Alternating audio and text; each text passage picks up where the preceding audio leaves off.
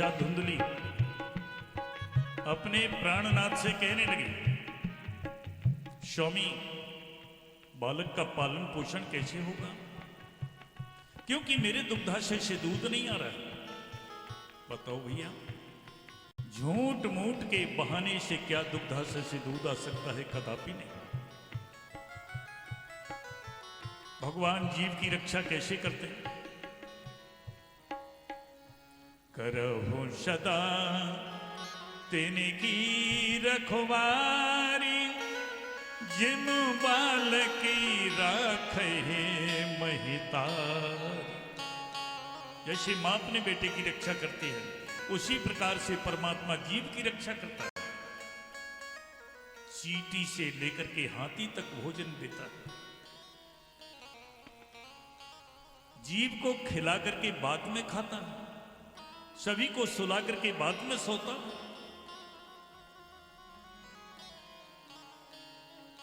धुंधली कहने लगी, बालक का पालन पोषण कैसे होगा?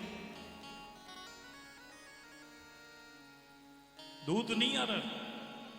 प्रेमियों, त्रिया चरित्रम पुरुषस्य भाग्यम, देवो न जानाति कुतो मनुष्य।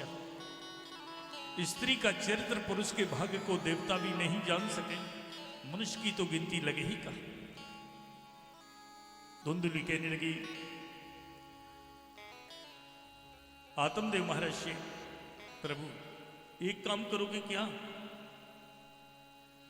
मेरी एक सहेली थी, उसके बेटा का समाप्त हो गया, उसको घर में बुलवा लो तो घर का काम काज भी हो जाएगा, बालक का पालन पोषण भी हो जाएगा। तो नारी बेबसी नर शकल गुसाई, और ना चाहे नरे मर कटकी नाही। नारी बेबस हो गई।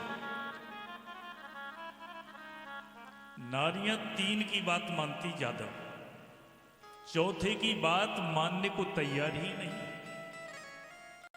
एक तो फोटोग्राफी की, जिधर से सिर कर देगा उसे ही झुकाए रखेगी। और एक और होता है दुकान चल पड़ी ब्यूटी पार्लर, चाहे जैसे हरा पीला रंग पोते, ओहो दीदी आज तो तुम खिल रही हो, चाहे भले ही भुतनी जैसा मोह लग रहा हो। तीसरा टेलर मास्टर की, चार की बात मंजूर है, लेकिन इन तीनों की बात मंजूर है, लेकिन चौथे की बात मंजूर ही नहीं।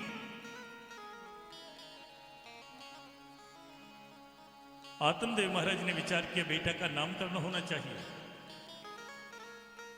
पिता के अनुसार ही पुत्र का नाम होना चाहिए। मेरा नाम है आत्मदेव, तो मेरे बेटे का नाम होना चाहिए आत्मनारायण। धुंधली कहने लगी, बिल्कुल नहीं होगा। क्यों? कि 9 महीने मैंने गर्भ संकट को सहा, और आप अपने नाम के अनुसार नाम रखोगे, नहीं रखने दूंगे। मेरा नाम है धुंधली, तो मेरे बेटे का नाम होगा धुंधकारी। धुंधकारी धुंधकारी के धरे नाम गुरु हृदय विचारी। पहले गुरुओं के द्वारा नामकरण संस्कार किया जाता था, आज देवी अपने ही मनमुखी नाम रख लेती हैं। टिंकू, पिंकू, रिंकू, डबलू, बबलू, ये कोई नाम नहीं। नाम ऐसा रखना चाहिए जिसके रखने से ही और जीव का कल्याण हो जाए। जैसे कि राघव, श्री राम, लक्ष्मण।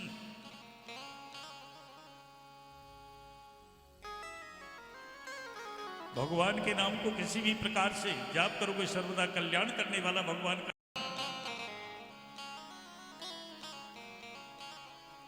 नामकरण संस्कार किया धुंधकारी का। त्रिमाशे निर्गते चाथो धेनु शुशुभे अर्भिकम, सर्वांग सुंदरम दिव्यम निर्मलम कनक प्रभम। ठीक 3 महीने के अंतराल से गौ के गर्भ से बालक हुआ। बालक सर्वांग सुंदर है, दिव्य है, तेजस्वी है, लेकिन कान गौ जैसे हैं। इसलिए आत्मदेव जी महाराज ने उनका नामकरण किया गोकर्ण। गोकर्णा पंडितो ज्ञानी धुंधकारी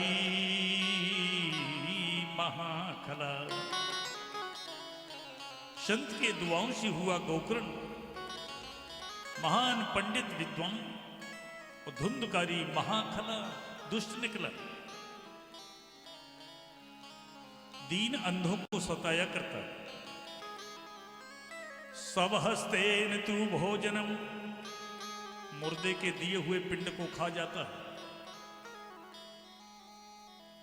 मुर्दे के द्वारा दिया हुआ पिंडदान भी खा जाता है। मुर्दे के हाथ कौन है? जिन हाथों ने दान नहीं किया, धर्म नहीं किया, पुण्य नहीं किया, वो मुर्दे के हाथ है। घड़ी बांधने से हाथ की शोभा नहीं होती, मज्जन करने से मुख की शुद्धि नहीं होती, जल से धोने से पांव की शुद्धि नहीं होती। पगे पवित्र तीर्थ गमन, कर पवित्र दिए कछुदान। मुख पवित्र जब होए गो, भजले सीतारा।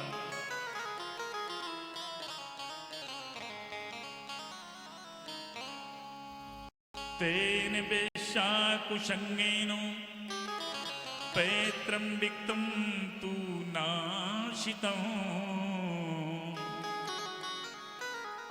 एकदौ पितरौ ताड्यं, पात्राणि स्वयं आरहत। धुंधकारी घर में वेश्याओं को रखने लगा। घर की संपत्ति को लेकर के वेश्याओं की हवाले कर दिया।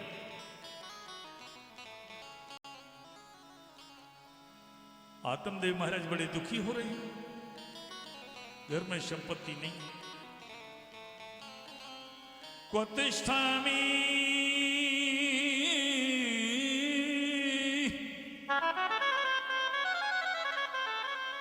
क्व गच्छामि, क्व मे दुःखं व्यपोहि। प्राणास्तजामि दुःखेन, हा कष्टं मम संशितम्। हे गोविंद, मैं कहां जाऊं, कहां रहूं? रोते हुए दुखी पिता को ज्ञानी गोकर्ण जी ने देखा। तदानीं तो क्षमागत्यो गोकर्णो ज्ञान संयुक्त। गोकर्ण जी महाराज आज पिताजी को समझाने लगे। पिताजी, कौन किसका पुत्र, कौन किसका पिता? संसार की महती अग्निशाला में सभी स्वतः जलते रहते हैं। यहां न इंद्र को सुख मिलता है, न चक्रवर्ती राजा को सुख मिलता है। सुखी कौन है? संत। अशारा खलु संसारो, दुखी रूपी विमोहिका। श्रुता कश्यो धनम कश्यो, स्नेहवान ज्वलते निशम। ये संसार असार। पिताश्री, ना घर मेरा ना घर तेरा, चिड़िया रे न बसेरा। ना घर मेरा ना घर तेरा, चिड़िया रे न बसेरा। समझ लो दुनिया वालो, ये चिड़िया रे न बसेरा। समझ लो दुनिया वालो, चिड़िया रे न बसेरा। ना घर मेरा ना घर तेरा, चिड़िया रे न बसेरा। ना घर मेरा ना घर तेरा, चिड़िया रे न बसेरा। राजा रानी पंडित ज्ञानी शूरवीर सब जाते हैं। ज्ञानी शूरवीर सब जाते हैं। जति सती योगी सन्यासी कोई रह न पाते हैं। जति सती योगी सन्यासी कोई रह न पाते हैं।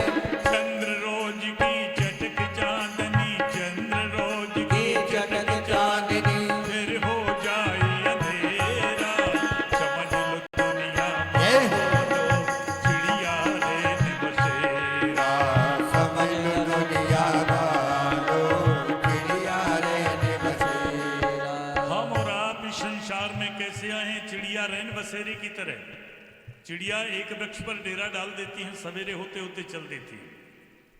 वृक्ष कौन है? ये संसार ही वृक्ष। इस संसार रूपी वृक्ष पर दो पक्षी निवास करते हैं, जीवात्मा और परमात्मा। सुख की समाप्ति होना ही सवेरा हो गया।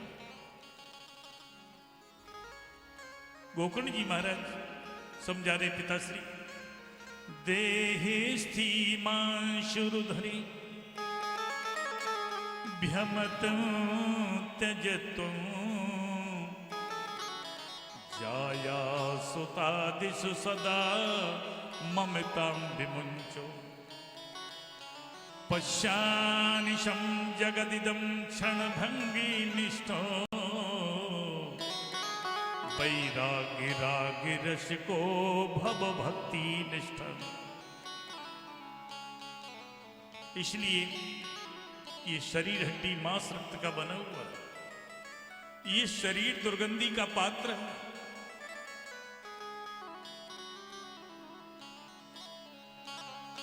और ये रोगों का मंदिर है। ना मालूम कब और कैसे कौन सा रोग प्रवेश हो जाए, कोई पता नहीं। इसलिए धर्मम भजस्य सत्वम तज लोक धर्मा शेवश्य साधु पुरुषान जही काम तृष्णा।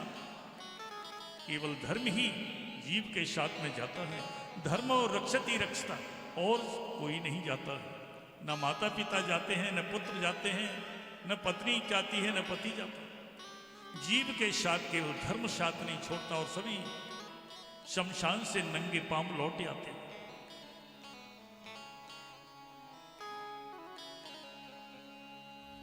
सूत जी महाराज कहने लगे, यह शौनक पितरियू पर दे तेनो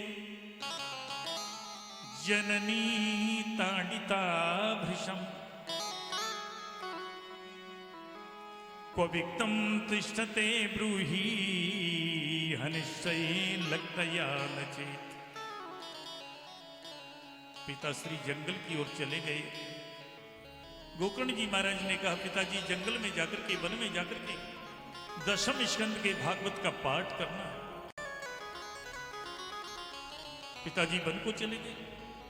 एक दिन धुंधकारी ने अपनी मैया को बहुत पीटा, इतना पीटा कि बेहोश हो गई। कहा, बता धन का रखा? अब बेचारी ये भी नहीं बोल सकती है कि धन है ही नहीं, इतना डर है। पुत्र की पीड़ा से पीड़ित होकर के माता धुंधली घर की आंगन में कुआं था, उसी कुएं में गिर करके गोविंदाय नमो नमः। पिताजी वन को चले गए।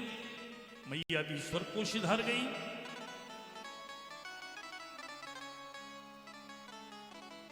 कायदा तो यही लिखते हैं लोग चिट्ठियों में, अमुक व्यक्ति का स्वर्गवास हो गया। भले ही नरक न मिला हो, लेकिन चिट्ठियों के कायदे में यही लिखते हैं। बोलिए गोविंद भगवान की जय। गोकर्ण तीर्थ यात्रार्थम निर्गतो योग संशितम् दुखम न सुखम तस्यो बेरी नापि बांधवा। गोकर्ण भैया तीर्थ यात्रा को निकल पड़े। न उनको कोई सुख है, न उनको कोई दुख है, न उनका कोई शत्रु है, न उनका कोई मित्र है।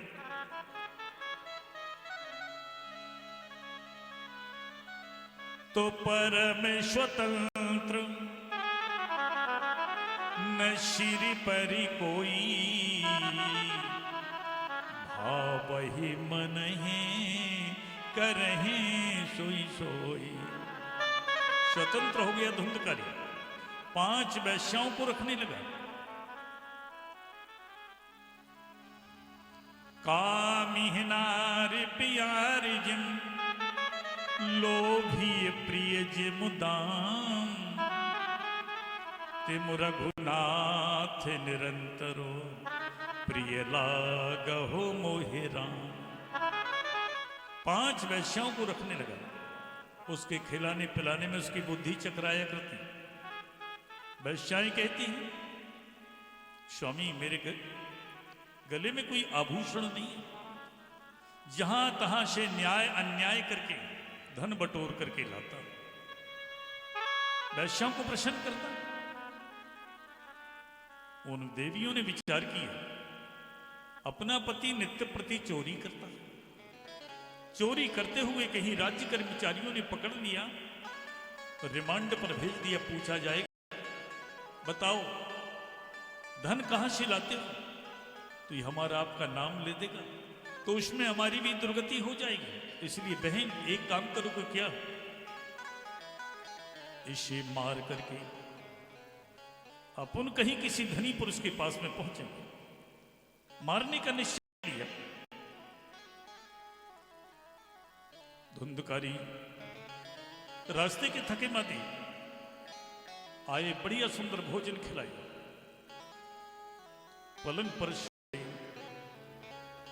सोए हुए धुंधकारी को उन देवियों ने लेकर के रस्सी से लेकर के कस दिया। पाशम कंठे निधायाश, गले में फांसी का फंदा लेकर के डाल दिया। चारों तरफ से खींचातानी हो रही, चीत्कार करने लगा, चिल्लाने लगा, रोने लगा। उन वैश्यों ने विचार किया, बहन अगर हाथों से छूट गया तो पांचों की गोविंदाय नमो नमा कर देगा, छोड़ो नहीं अभिषे।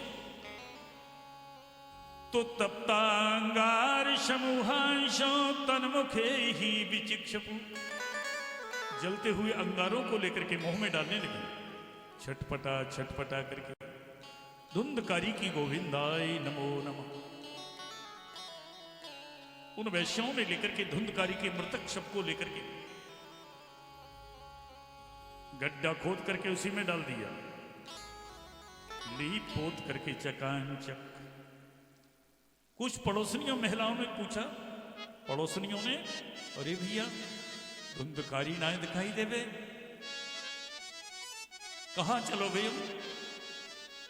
उन देवियों ने कह दिया, पैसे की कुछ कमी पड़ी थी, इसलिए धंधा करने के लिए चले गए। बोलिए गोविंद भगवान की जय। धुंधकारी अपने कुकर्मों के कारण प्रेत बन गई। धुंधकारी प्रेत क्यों बना? इसने इसे कौन सा अन्याय किया था जो प्रेत योनि में पड़ा? इसने माता पिता को कष्ट दिया। जो माता पिता को कष्ट देते हैं, सास ससुर को कष्ट देते हैं, उनकी दुर्गति हो जाती है। दगा किसी का शगा नहीं है, ना मानो तो कर देखो, जिनने जिनसे दगा किया है उनके जाके घर देखो। दगा किसी का सगा नहीं है, ना मानो तो कर देखो, जिनने जिनसे दगा किया है उनके जाकर घर देखो। दगा किसी का सगा नहीं है, ना मानो तो कर देखो, जिनने जिनसे दगा किया है उनके जाके घर देखो।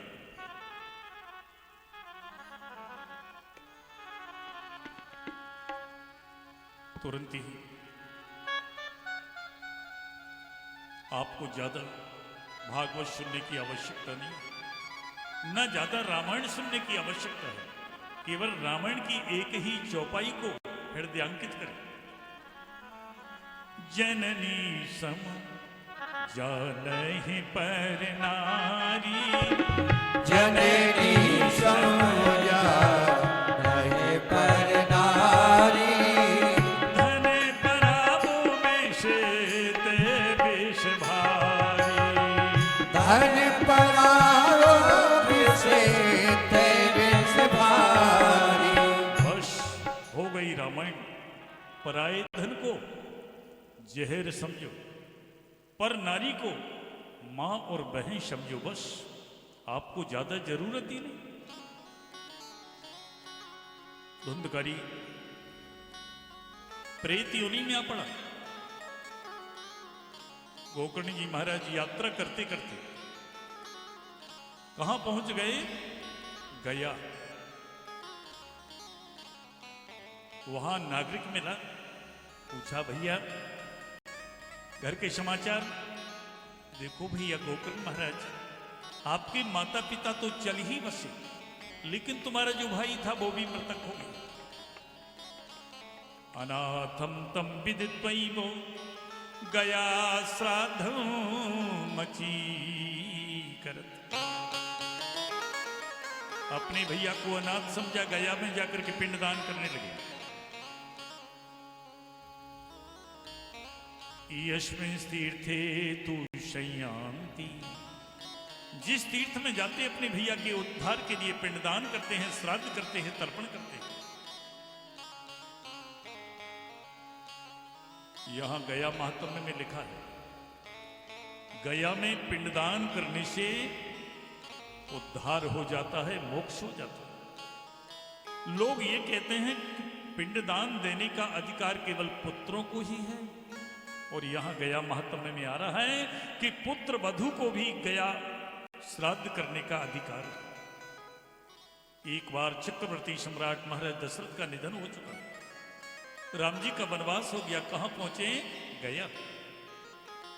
पता चला पिताजी चल बसे हैं, वनवास हो चुका है, वापस लौट के नहीं जा सकता हूं।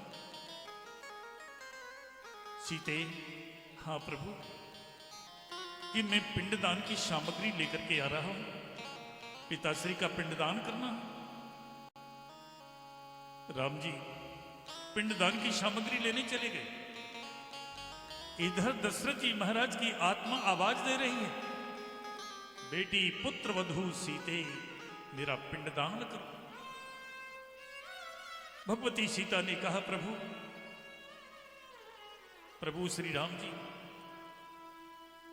पिंडदान की सामग्री लेने चले गए, कुछ है ही नहीं। नहीं देवी, सूर्यास्त के बाद में पिंडदान स्वीकार नहीं होगा।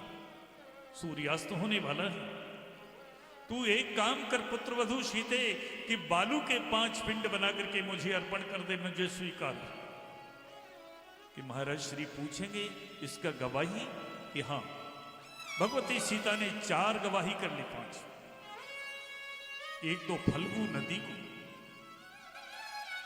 दूसरा ब्राह्मण को, तीसरा गौ को, चौथा तुलसी को, 5वां वट वृक्ष को गवाही करके पिंडदान दे दिया। आप कोई गया गए यहां कोई?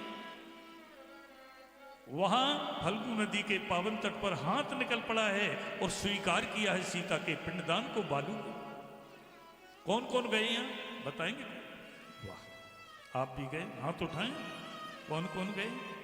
वाह, धन्यवाद है। पितरों को जो पिंडदान करता है उसका मोक्ष हो जाता है। बोलिए कन्हैया लाल की जय। राम जी आए, सीता चलो पिंडदान करें। प्रभु मैं तो पिंडदान कर चुकी, पिता का आदेश था कि कोई गवाही। यहां फल्गु नदी। श्री राम जी ने फल्गु नदी से पूछा कि अब सीता ने पिंडदान किया। उसने सोचा मुझे तो कुछ मिला ही नहीं, मैं क्यों कहूं। उसने मना कर दिया, नहीं दिया।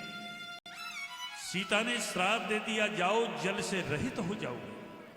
आपने देखा थोड़ा गड्ढा खोदोगे जल निकल पड़ेगा, जल से रहित। तुलसी से पूछा, तुलसी ने कहा नहीं दिया, झूठी गवाही।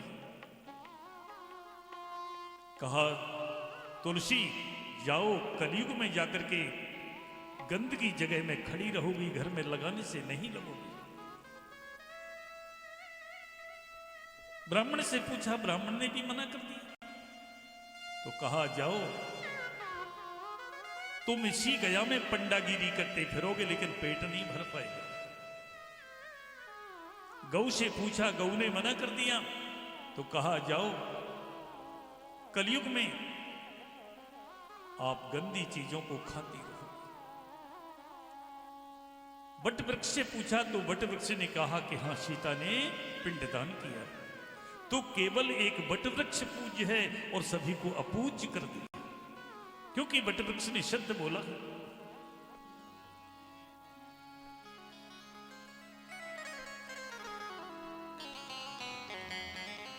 गोकर्ण जी महाराज गया पहुंच गए। गया में पिंडदान किया, श्राद्ध किया, तर्पण किया। चलते घर चले, क्या हो रहा है? क्योंकि घर का मोह बहुत बड़ा होता है, परिवार का मोह बहुत होता है।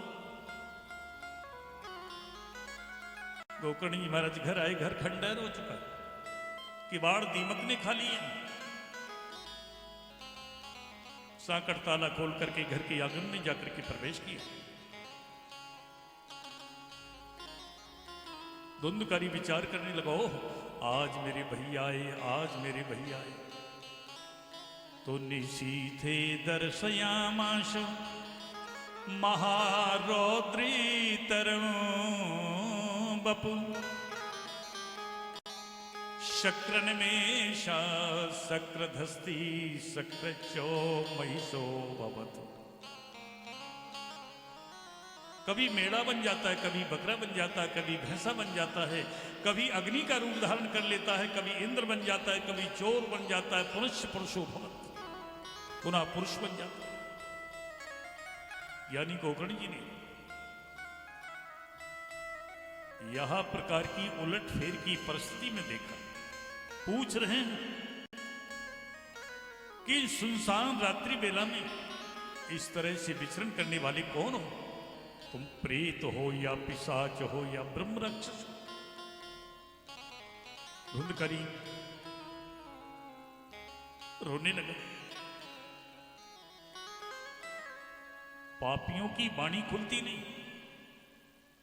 गोकर्ण जी महाराज ने विचार किया कि निश्चय ही ये कोई पापी योनि में पड़ा हुआ। तुरंत ही हाथ से जल लेकर के और अभिमंत्रित करते हुए जैसे ही छींटा मारा, तुरंत ही बोलने का सामर्थ हो गया।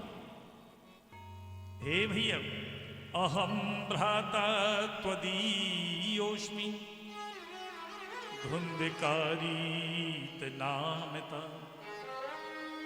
स्वकीये नैव दोषेण ब्रह्मत्वं नाशितम मया। हे भैया, मैं तुम्हारा भाई धुंधकारी हूं और मैंने इतने कुकर्म किए हैं, इतने कुकर्म किए हैं कि कर्मणो नास्ति संख्या में, जिनकी संख्या नहीं गिनी जा सकती है। अंत में भैया मुझे स्त्रियों ने मार दिया। धुंधकारी कहने लगा, उद्धार करो भैया तुम्हारी शरण पड़े। उद्धार करो भैया तो मेरी शरण पड़े। शरण पड़े, हाँ शरण पड़े, शरण पड़े,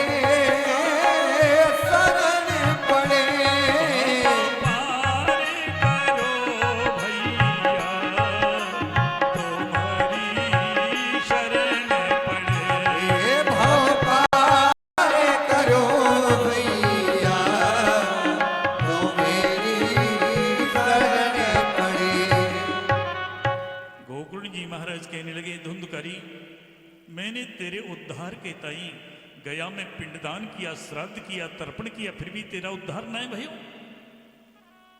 धुंधकारी कहने लगा, भैया गया श्राद्धम शतेनापि, एक गया की कौन कहे, सैकड़ों गया कर लो फिर भी उद्धार नहीं हुआ। इसका मतलब अगर जो कोई अपने गोत्र वाला होता है वो पिंडदान करता है अपने गोत्र वाले के, उसका उद्धार हो जाता है। लेकिन ये सहेली का बेटा है, उसके कुल खानदान का नहीं, इसलिए उद्धार नहीं। बोलिए कन्हैया लाल की जय। गोकर्ण जी महाराज कहने लगे तो उद्धार कैसे होगा, आप ही इसका उपाय बताएं, कैसे उद्धार होगा। भैया बिना भागवत के मेरा कल्याण नहीं हो सकता। श्रीमद् भागवतम पुराण तिलकम, मुझे भागवत सुनवा दो, कल्याण हो जाए। गोकर्ण जी महाराज ने धुंधकारी को कथा श्रवण कराई। सुखदेव जी महाराज ने राजा परीक्षित को कथा श्रवण कराई।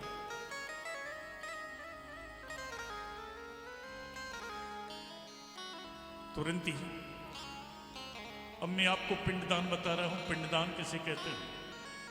क्या किसी के बेटा बेटी ना हो या उसका उद्धार नहीं होगा? आटे के पिंडदान से मुक्ति नहीं मिलती। असली पिंडदान करो। अगर आटे के पिंडदान से मुक्ति मिल जाए, मोक्ष मिल जाए, कल्याण हो जाए, तो फिर भजन की आवश्यकता ही नहीं। असली पिंडदान बता रहा हूं। इस शरीर के दो नाम हैं, एक है पिंड, जब मां की गर्भाशय में पहुंचता है उसे कहते पिंड बन गया। दूसरा नाम है इसका शरीर। इस शरीर रूपी पिंड को परमात्मा को अर्पण कर दो, बस हो गया पिंडदान। पिंडदान करना है तो अपने हाथों से करो, धर्म करो तो अपने हाथों से करो, ये असली पिंडदान है। बोलिए कन्हैया लाल की जय। गोकर्ण जी महाराज ने कथा को प्रारंभ कर दिया। जंगल था, बांसों का वन था, प्रेत धुंधकारी एक 7 गांठ का बांस था। उस बांस की सबसे निचली गांठ में बैठ करके कथा श्रवण करने लगा। जय जय राधा रमण हरि बोल, जय जय राधा रमण हरि बोल, जय जय राधा रमण हरि बोल, जय जय राधा रमण हरि बोल, जय जय राधा रमण हरि बोल, जय जय राधा रमण हरि बोल, जय जय राधा रमण हरि बोल, जय जय राधा रमण हरि बोल। हरि बोल, हरि बोल, हरि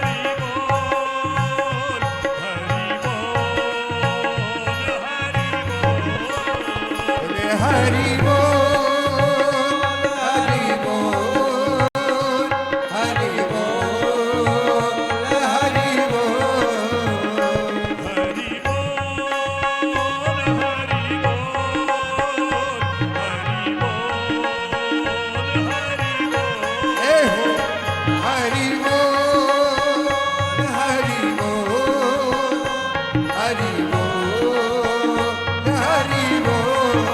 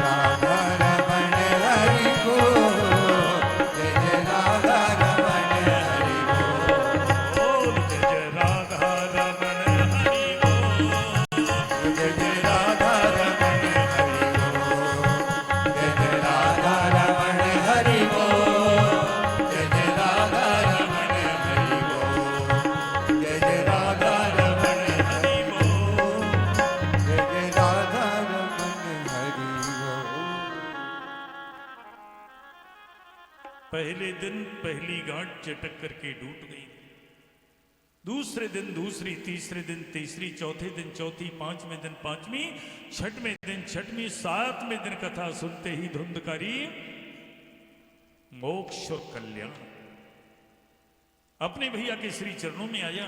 भैया आपने प्रेत योनि से मुझे मुक्त कर दिया। इतने में भगवान ने पार्षदों को भेजा कि जाओ धुंधकारी को लेकर के आए। पार्षद आए विमान लेकर के। ओम भगवद विमानाय नमः, विमान का पूजन किया धुंधकारी ने। गोकर्ण जी महाराज पूछ रहे आप कौन हैं, आप अपना परिचय बताएं। कि विष्णु पार्षद हूं, मुझे भेजा है कि जाओ धुंधकारी को लेकर के आना है। अच्छा, धुंधकारी ने ऐसा कौन सा पुण्य किया है जो भगवान ने स्वयं विमान भेजा कि इसने 7 दिन तक कथा सुनी। अच्छा, कथा सुनने का इतना बड़ा महत्व है कि 7 दिन की कथा सुनते ही और मोक्ष हो गया, कल्याण हो गया। जो कथा सुनते हैं उनके लिए बताया, साक्षात भगवान विमान लेकर के आए धुंधकारी के लिए। धुंधकारी विमान में जाकर के बैठ गए। भगवान प्रतीक्षा कर रहे हैं, धुंधकारी नहीं आया और जाकर के धुंधकारी पहुंचा। भगवान ने हृदय से लगा लिया। 7 दिन की कथा सुनने करके ही कल्याण हो गया। इसके बाद में गोकर्ण जी महाराज ने पुनः कथा को प्रारंभ किया। हजारों जीवों का कल्याण कर दिया, सभी को विमान में भेज दिया। जो कथा श्रवण करते हैं भगवान उनको अपने पास में बुला लेते हैं। बोलिए गोविंद भगवान की जय। सुखदेव जी महाराज जिनकी 16 वर्ष की अवस्था 88,000 ऋषियों के समुदाय नैमिषारण्य तीर्थ में आ रहे हैं। तत्राययो षोडश वार्षिकस्तदा व्यासात्मजो ज्ञानी महाब्धि चंद्रमा कथा बशाने निजलाभिपूर्ण प्रेमणा पठन भागवतम सनई सनई। 16 वर्ष के सुखदेव जी नैमिषारण्य तीर्थ में आए। कोई ऋषि 10,000 वर्ष का है, कोई 1,00,000 वर्ष का है और सुखदेव जी महाराज 16 वर्ष के। सभी लोगों ने उठकर के सम्मान किया। प्रेमियों, धनी कितने होते हैं, वृद्ध कितने होते हैं? वृद्ध 3 होते हैं। एक है ज्ञान वृद्ध सुखदेव जी महाराज, दूसरा वयोवृद्ध बड़ा बूढ़ा हो, अरे भैया सम्मान करो, बड़े बूढ़े पुरखा हैं। और तीसरा है धन वृद्ध, अगर कोई धनी सेठ का नाती बेटा भी आ जाए उठ करके खड़े हो जाते, अरे नगर सेठ का बेटा है, नाती है। 3 वृद्ध होते। सुखदेव जी महाराज कहने लगे, निगम कल्पितरोर गलितं फलम शोके मुखाति मृतद्रव्य संयुतम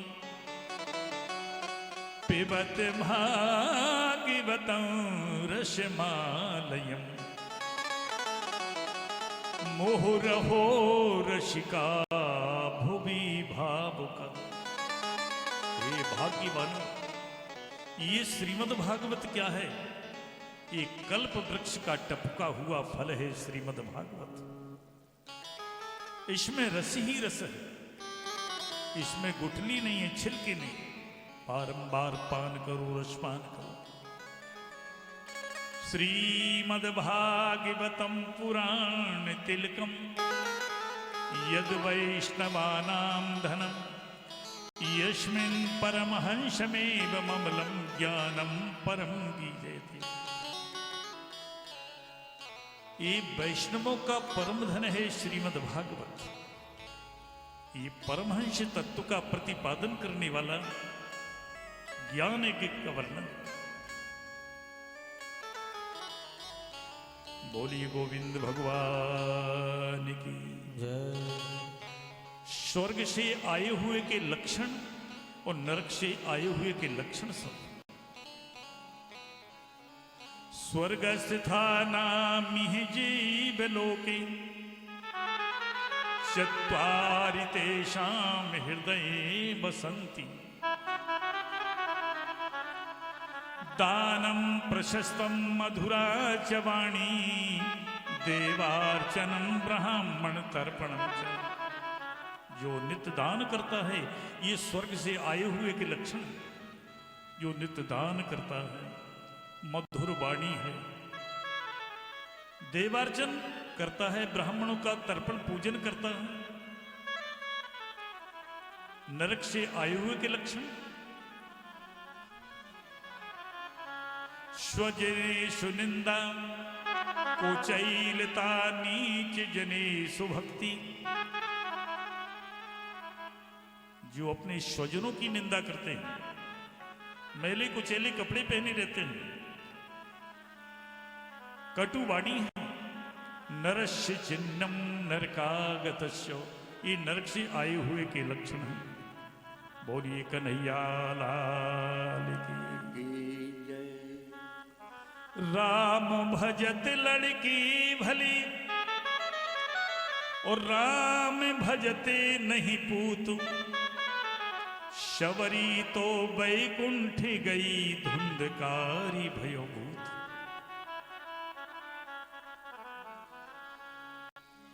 राम का भजन करने वाली जाति की भीलनी शबरी भगवान की सेवा करके पार हो चुकी। ये शबरी पूर्व जन्म में कौन थी? ये लक्ष्मी थी। संत के श्राप के कारण और यहां आकर के शबरी बनी। शबरी जंगल में पहुंच गई। कहां? चित्रकूट। वहां जाकर के आश्रमों की सेवा करती।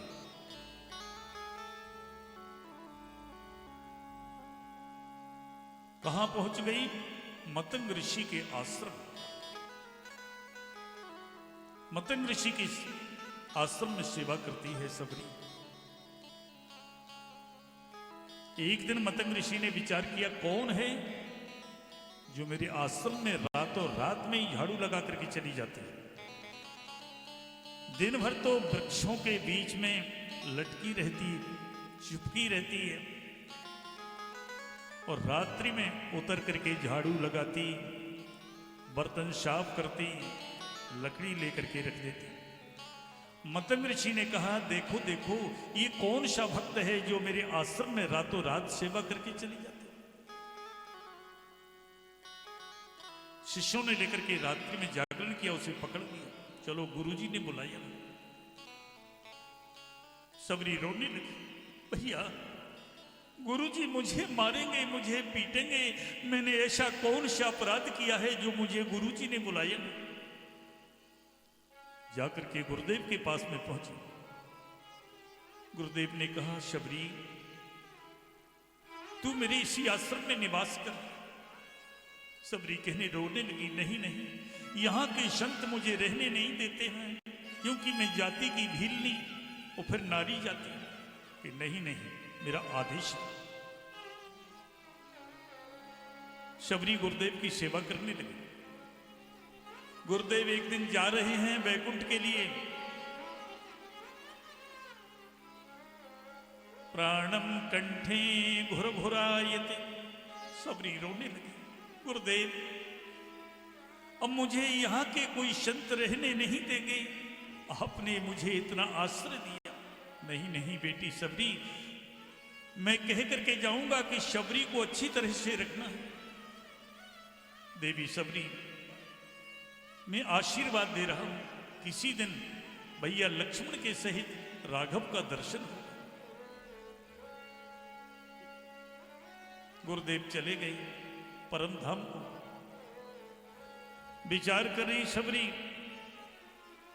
मेरे गुरुदेव कह गए थे कि किसी दिन भैया लक्ष्मण के सहित और दर्शन हो। शबरी जंगल में पहुंच गई। शबरी संहार रास्ता, आएंगे राम जी। शबरी संहार रास्ता, आएंगे राम जी।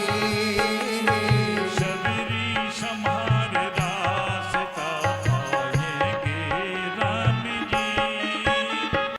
शबरी संहार रास्ता, आएंगे राम जी।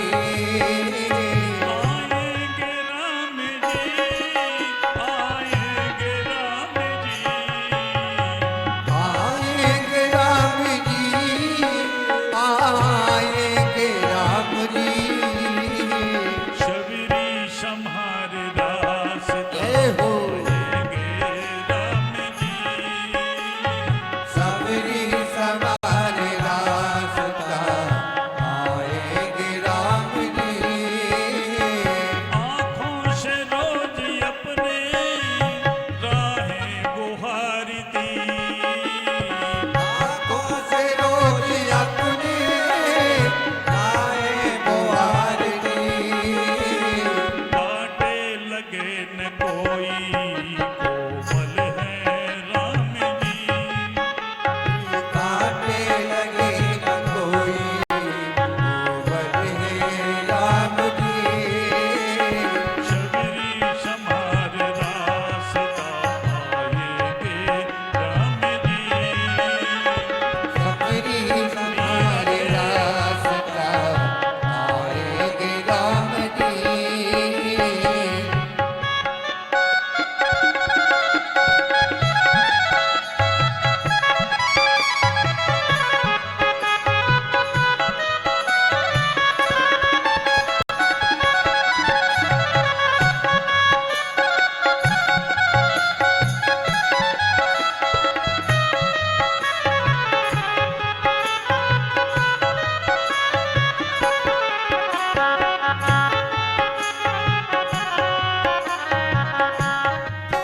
गलिया में बेर बागों से चुन चुन के ला रही। गलिया मेरे बागों से चुन चुन के लाएंगे। खट्टे हो चाहे मीठे, खाएंगे राम जी। खट्टे हो या मीठे, आएंगे राम जी। शबरी संहार रास्ता, आएंगे राम जी। ओ शबरी संहार रास्ता, आएंगे राम जी। शबरी प्रतीक्षा कर रही है। मेरे गुरुदेव कह करके गए हैं, बेटी शबरी, किसी दिन भैया लक्ष्मण के सहित राघव का दर्शन होगा। लोग कहते हैं कि शबरी ने चक चक करके बेर खिलाए हैं प्रभु को। तत्व विवेचनी गीता में स्वामी राम सुखदास जी ने स्पष्ट लिख दिया, शबरी ने जूठे बेर नहीं खिलाए हैं। शबरी दलिया लेकर के बिरिया के वन में पहुंची, बिरिया के बेर को चख रही। जिस बिरिया का खट्टा तीखा कशेला बेर होता उसे चख करके फेंक देती है, जिस बिरिया का मीठा बेर होता चख करके फेंक देती है। नए नए बेरों को तोड़ करके लाई। ऐसा नहीं कि चक चक के वक्त राम जी को खिलाई। ये तो कवियों ने भाव विभोर होकर के लिख दिया। आए जब राम जी दीवानी हो गई। राम जी दीवानी हो गई। बिठाया श्री राम को है कोई काम की। श्री राम को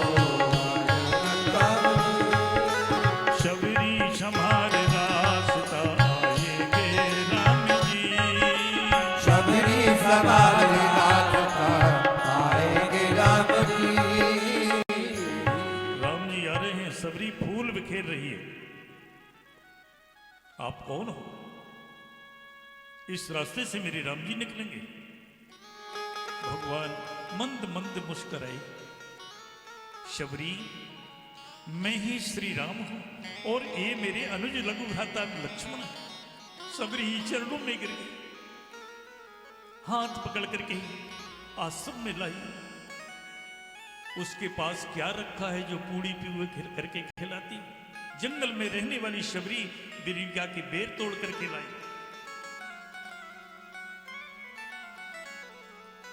शबरी प्रभु राम से कह रही, मोर राम मोर राम मोर राम न तुम शरे मैयो, बेर मीठे मीठे खइयो रे। मोर राम न तुम शरे मैयो, बेर मीठे मीठे खइयो रे। मोर रामो न तुम शरे मैयो, बेर मीठे मीठे खइयो। मोर राम न तुम शरे मैयो, बेर मीठे मीठे खइयो रे। अधमे से अधमे अधमे यति नारी, अधमे से अधमे अधमे अति नारी। तिने महे में मति मंद गमारी। जिने मति मंदे गवारी। रामे न तुम शरी मैयो, हे हो मेरे मीठे मीठे खइयो रे। मेरे रामी न तुम सरे मैयो, मेरे मीठे मीठे खइयो रे। राम शर्मा मत जाना। गुरु कृपाधाम यूट्यूब चैनल से प्रसारण शंकर भक्ति आश्रम। ये यूट्यूब चैनल सारे भारत में नहीं जबकि विदेशों में भी ये चल रहा है। जो भी इस यूट्यूब माध्यम चैनल के माध्यम से कथा श्रवण कर रहे हो, मैं उनको धन्यवाद दे रहा हूं। बहुत बहुत धन्यवाद।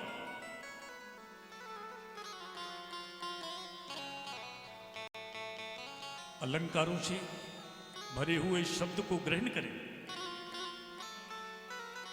बेर बेर बेर ने शराहे प्रभु बेर बेर, बेर जिन लाभो और लाभो कहें बेर बेर। बेर जिन लाभो लाभो कहें बेर बेर, लेहु तो लखन ये बखानत हैं टेर टेर। ओह लक्ष्मण भैया देखो कितना मधुर बेर है, एक बार चखो तो। लक्ष्मण जी के स्वभाव से सभी सुपरिचित हैं। कहा मंदिरों में पुजारी लोग भगवान के तरह तरह के पकवानों से भोग लगाते हैं, आज ये भीलनी के बेरों को खा रहे। लक्ष्मण ने बेर नहीं खाया, फेंक दिया। जब लक्ष्मण को शक्ति लगी तो वही बेर संजीवनी बूटी बनकर के आया और खाना पड़ा। इसीलिए सभी से निवेदन है, कोई प्रसाद दे तो उसका तिरस्कार नहीं करना चाहिए, हमेशा थोड़ा ले लो ले लो।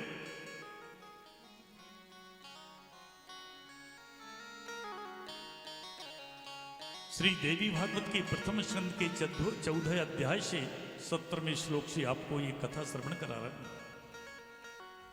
व्यास जी महाराज पराशर ऋषि से, दास कन्या से, उत्तर प्रदेश कालपी औरैया के पास में कालपी है, कालपी उत्तर भारत में यमुना के द्वीप में इनका जन्म हुआ। इनको कहते हैं यमुना के द्वीप में जन्म होने से द्वैपायन। इनका नाम क्या है? द्वैपायन। तीसरा नाम है इनका बादरायणी और इनका नाम वेद व्यास भी है। ऋषियों ने प्रश्न किया कि वेद व्यास की पत्नी कौन थी जिनसे सुखदेव जी महाराज का प्राकट हुआ, और ये तो अयोनिज है। इनका जन्म किस प्रकार से हुआ, किस संगता से अध्ययन किया। सूत जी ने कहा, प्रेमियों, प्रातः काल का समय था। सत्यवती शुद्ध वेद व्यासी महाराज सरस्वती नदी के पावन तट पर, ये देवी भागवत के प्रथम स्कंद के 14 अध्याय से आपको ये कथा श्रवण करा रहा हूं। सरस्वती नदी के पावन तट बैठे हैं। इन्होंने गौरैया पक्षी का जोड़ा देखा। बड़ा अद्भुत प्रेम है। अपने छोटे छोटे बच्चों को घोंसले में लेकर के उनको दाना चुगाते हैं। जिनके कोमल कोमल मुख हैं, जिनके कोमल कोमल पंखे हैं। वेद व्यासी ने गौरैया पक्षी के जोड़ों को अपने पुत्रों से प्रेम करते देखा। विचार किया कि अगर मेरा भी ऐसा ही गृहस्थ जीवन होता तो मैं भी अपने बेटा बेटियों के साथ में आनंद लेता। इतने में क्या हुआ, व्यासी महाराज अरणी मंथन कर रहे हैं। उन्होंने एक घृताची नाम की अप्सरा को देखा, मोहित हो गए। अब तो वेद व्यासी विचार करने लगे, मैं इससे विवाह करूं या न करूं। अगर करता हूं तो लोक निंदित हो जाएंगे। इतने बड़े ऋषि अप्सरा के मोह में पड़ गए। घृताची नाम की अप्सरा व्यासी के मोह को देखा, ये मेरे में मोह करने लगे। तुरंत ही घृताची नाम की अप्सरा ने सुपी का रूप धारण कर लिया और भागने लगे। अरणी मंथन कर रहे हैं वेद व्यासी महाराज, अरणी पर उनका वीर स्खलित हुआ। तुरंत ही सुखदेव महाराज प्रकट हो गए। ये अयुनज हैं। सुखदेव क्यों कहा, सुखी का रूप धारण करके जब घृताची नाम की अप्सरा भागी तो उनका नाम सुखदेव रख दिया। ये अयुनज है।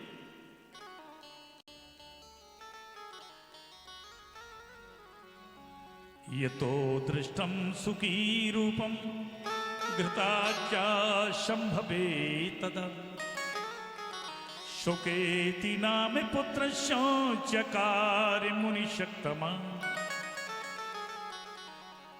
पुत्र का नाम सुखदेव रखा। व्यासी महाराज ने गंगा जल से स्नान कराया। देवांगनाएं प्रसन्न हो गई। हर्ष सुरन दुंदुभी बजाई बरस प्रसूनैया अप्सरा गाई। सुरने दुंदुभी बजाई बरस प्रसूनैया अप्सरा गाई। देवता प्रसन्न हो गए। आकाश से पुष्पों की वृष्टि प्रारंभ हो गई। नाम सुखदेव रखा। महाभारत के प्रसंग के अनुसार और भी बता रहा हूं। एक बार भोलेनाथ कैलाश पर विराजे हैं। भवानी जी उनको भोजन प्रसादी बना रही है। इतनी में हरिगुण गायन करते वीणा को बजाते हुए देवर्षि नारद जी आए। नारायण नारायण नारायण। माता भवानी को प्रणाम किया, प्रसाद दिया। माता श्री ने देवर्षि को प्रसाद दिया। देवर्षि नारद जी कहने लगे, मां आपके आश्रम में सभी मंगलमय हैं। हाँ, जब आप जैसे महापुरुष आ जाते हैं तो मेरा घर तो मंगलमय हो ही जाएगा। अच्छा जी बताओ, आपके घर में कोई बैर भाव तो ना है? देवर्षि कैसी बातें कर रहे हैं? मेरे घर में बैर भाव होते हुए भी निर्वैर भाव से रहते हैं। कि कैसे? कि मेरे भोलेनाथ का वाहन है नंदी और मेरा वाहन है सिंह। जबकि सिंह का और बैल का बैर होता है, ये भी आपस में रहते हैं। मेरे बेटे गणेशी का वाहन है चूहा। भोलेनाथ के गले का श्रृंगार है वो काला नाग। जबकि सर्प और चूहे का बैर रहता है, ये भी हिल मिल के रहते। अच्छा मैया ये बताओ, तुम्हारे पति भोलेनाथ आपको गोपनीय से गोपनीय बातें बता देते हैं? देवर्षि, उनका नाम ही भोले भाले है, वो कभी कोई बात को छुपाते नहीं। देवर्षि ने कहा मैया, मैं तो एक ही नाम जानता था, भोले। आपने कह दिया भोले भाले। हाँ देवर्षि, भक्त आकर के प्रार्थना करते हैं तो भोले बन जाते हैं, दुष्ट आकर के दुष्टता करते हैं तो वो भाले बन जाते हैं। भक्तों को भोले, दुष्टों को भाले, इन्हीं का नाम है भोले भाले। मैया एक बात पूछूं कि पूछो, उनके गले में जो मुंड माला है ये कहां से आई है, ये बताया कभी? भवानी आश्चर्य समुद्र में डूब गई। हाँ देवर्षि, ये तो मुझे कभी नहीं बताया। इतना कह करके देवर्षि नारद जी 9-2-11 भोलेनाथ आए, आवाज दे रहे भवानी, अरे ओ भवानी, मुंह फुलाई बैठी है गुस्से में। और ये कहा पड़ोसन से एक झगड़ा है गया इसलिए तू मुंह फुलाए बैठी है, या कोई भिक्षुक बिना भिक्षा के लौट गया इसलिए तू बैठी?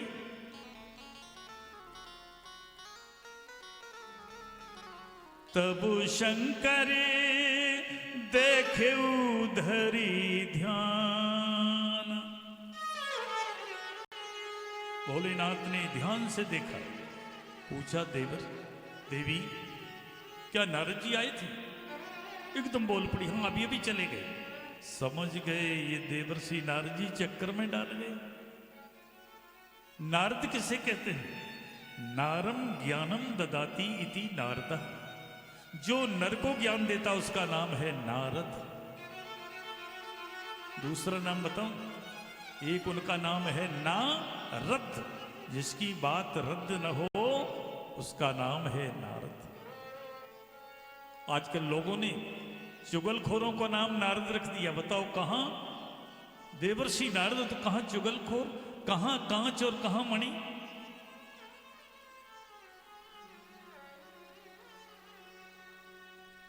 भोलेनाथ कहने लगे देवी क्या बात हो गई कि आप मेरे से बात छुपा लेते हैं?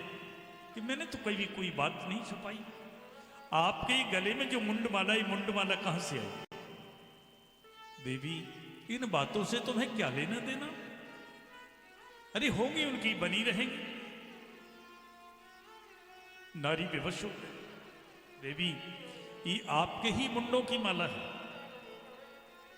प्रभु मेरे मुंड कैसे? तो कथा कहना शुरू कर दी।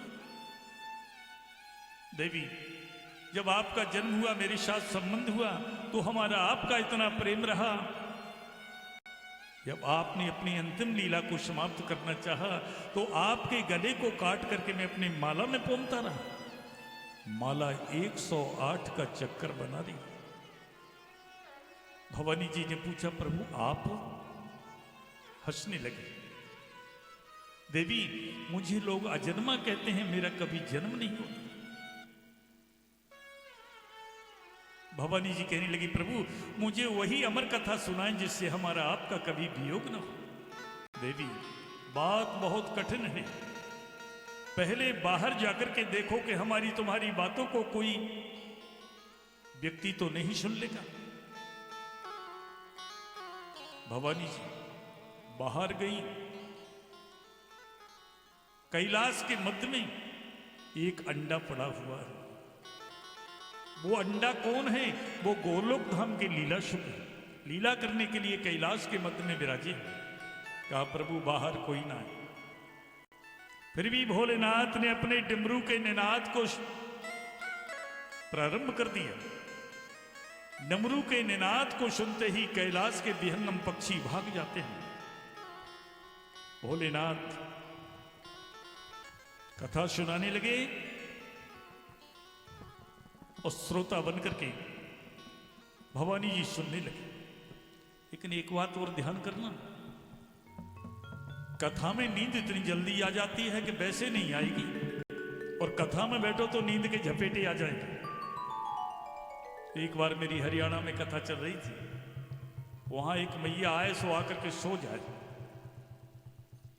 जब जागे कथा समाप्त होने पर कहने लगी, महाराज।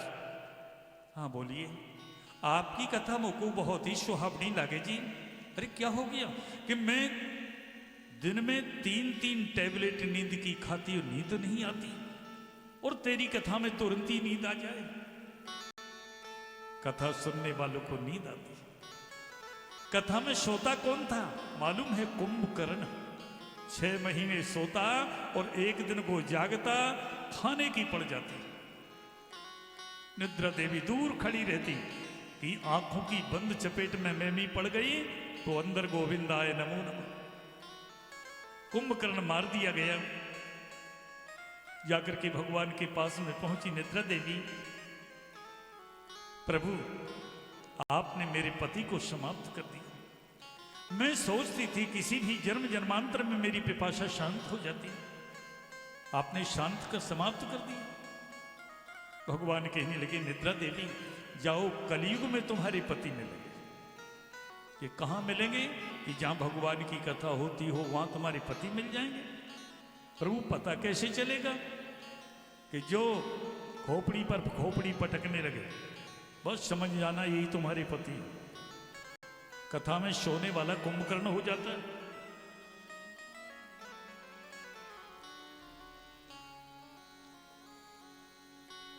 भोलेनाथ ने अमर कथा का कहना प्रारंभ कर दिया। कहां? बोलिए गोविंद भगवान की जय।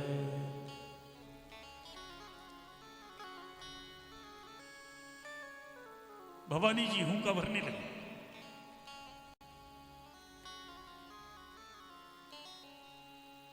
कथा के बीच में भवानी जी निद्राग्रसित हो गई। वही गोलोक धाम की लीला शिव अंडे से निकल करके कैलाश के मध्य में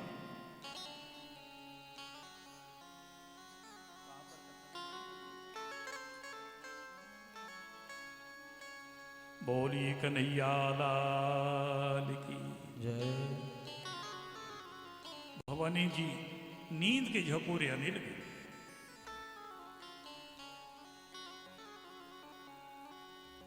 दशम स्कंद के उत्तरार्ध में जाकर के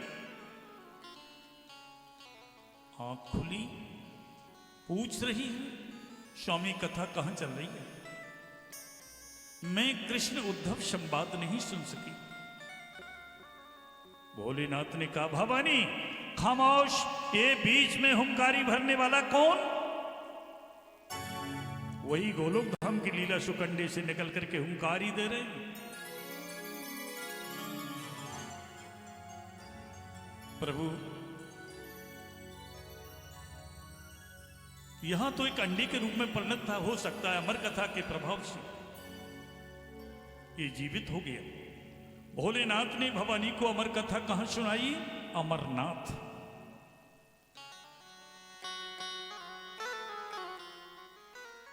अगर वहां अमरनाथ की यात्रा करने पहुंचो, लौट आओ तो अमरनाथ है नहीं, प्राणनाथ तो है ही है। बड़ी जटिल का समस्या है।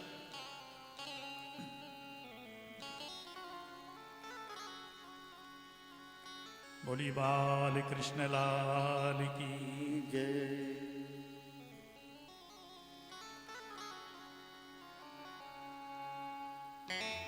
भोलेनाथ ने कहा, भवानी बीच में हुंकारी भरने वाला कौन? देखा डाली पर एक तोता बैठा। ये यहां कैसे? या तो अंडे के रूप में परिणत था। भोलेनाथ ने अमर कथा का टूट फूट जाना साधारण बात नहीं समझी। त्रिशूल उठाया, शुक को मारने के लिए पीछे दौड़े।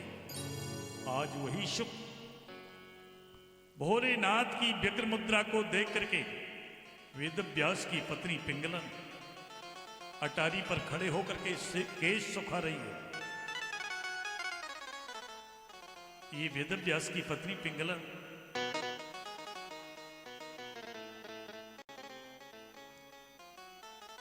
कहां की थी? जबलपुर की थी। ये जाबाली मुनि की कन्या। इनका मायके का नाम था चेटिका। वेद व्यास की पत्नी बनी तब इनका नाम हुआ पिंगला। बाल सुखा रही थी, जमुहाई आई, सुखदेव भगवान जाकर के मां पिंगला के मुंह में प्रविष्ट हो गए। भोलेनाथ आई, वेद व्यासी ने भोलेनाथ को देखा, स्वागत करते हैं। सेवक सदन स्वामी आगमन, सेवक सदने स्वामी आगमन, सेवक सदन स्वामी आगमन, सेवक सदने स्वामी आगमन,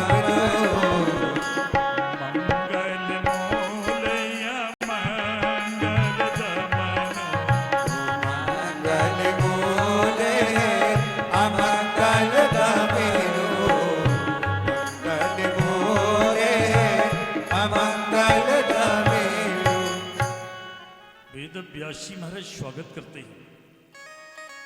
सेवक के घर स्वामी का कहीं अनायास आगमन हो जाए तो उसके सारे अमंगल दूर हो जाते, मंगलों की प्राप्ति हो जाती है। भोलेनाथ ने कहा, व्यासी व्यर्थ की चाटुकारिता करने से कोई मतलब हल नहीं होता। तुम्हारे घर में चोर हैं और मेरी चोरी करके लाया है।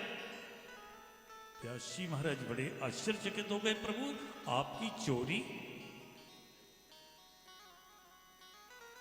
ढूंढा ना दिया। मृगशाला को पहनने वाले, अंग भभूति लगाने वाले, सर्प बिच्छू आपके आभूषण है। प्रभु आपकी कोई 1 लाख की भैंस को कोई चुरा करके ले गया, क्या चोरी हो गई? कहा, व्यासी मेरी अमर कथा को सुन करके आया है, तुम्हारे घर में चोर है। प्रभु आपके विचार कि मैं उसे मारूंगा। व्यासी महाराज कहने लगे, प्रभु मोह छोटा है, बात बड़ी है। जिसने अमर कथा सुन ली, क्या उसकी कहीं मरण कथा हो सकती है? उत्तर प्रति उत्तर पाया। भोलेनाथ कैलाश को चले आए। इधर वेद व्यास की पत्नी पिंगला की उदर में 12 वर्ष हो गए। एक दिन व्यासी महाराज कहते, बेटा सुख प्रकट हो जाओ, तुम्हारे रहने से तुम्हारी मां को बड़ा कष्ट है। कहा, प्रभु मेरी मां को कष्ट नहीं है, अगर मैं बाहर आ जाऊंगा तो कष्ट नहीं, कष्ट राशि झेलनी पड़ेगी। क्यों? कि भूमि परत भाढ़ा बर पानी, जिम जी बहे मायाल बेटानी। भूमि परत भाढ़ा बर पानी, जिम जी बहे मायाल बेटानी। आपकी माया मुझे ग्रसित कर लेगी।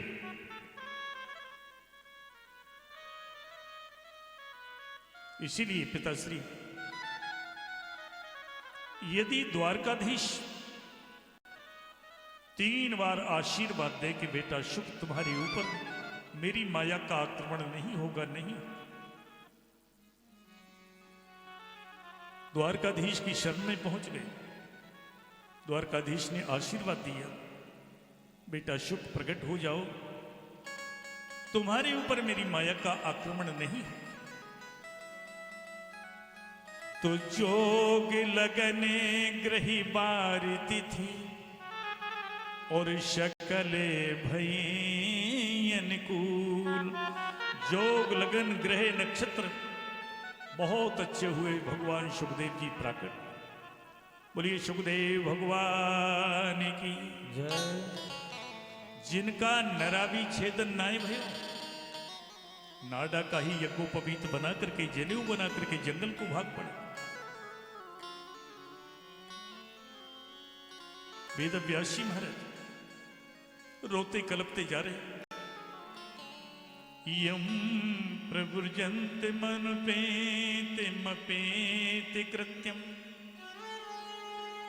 द्वैपायनो विरह कातर्या जुहावो। पुत्रेति तन्मयतया तरवोभिने दुस्तुं सर्वभूति हृदयो मुनि मानतोस्मि। हा पुत्र पुकारते जा रहे, मत जा बोलालन, छोड़ हमें मझधार। इस अंधे की तुम हो लकीड़ी, बाहि वृद्धि की तातिन पकड़ी। सुनियो सुखी सुकुमार, मत जाओ लालन, छोड़ हमें मझधार। रोते कलपते जा रहे। आगे सरोवर में देवांगनाएं वस्त्रहीना देवांगनाएं स्नान कर रही। सुखदेव जी महाराज को देखते देखते वस्त्रहीना देवियों स्नान करती रही। जैसे ही व्यास जी महाराज पहुंचे, वस्त्रहीना देवियों ने अपने वस्त्र पहन लिए। व्यास जी महाराज कहने लगे, देवियों मुझे यहां बहुत शंका की बात हो रही कि मेरे पुत्र की आयु 12 वर्षों से अधिक, आपने उसे देख करके शर्मनाई की और मेरी अवस्था वृद्ध हो गई, किन कारणम? देवियां कहने लगी, महाराज आपके पुत्र की पवित्र दृष्टि में स्त्री पुरुष का भेदभाव ही नहीं। वो ये ही ना जाने कि कौन से स्त्री कहे कौन से पुरुष कहे। भगवान की यहां तो एक भक्ति का नाता है, चाहे स्त्री हो और चाहे पुरुष हो।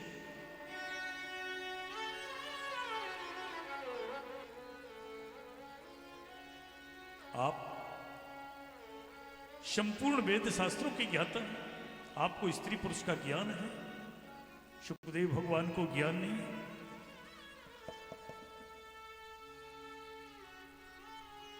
जाकर के गिरिकंदरा में प्रवेश किया। हा पुत्र पुकार रहे, आवाज आती है।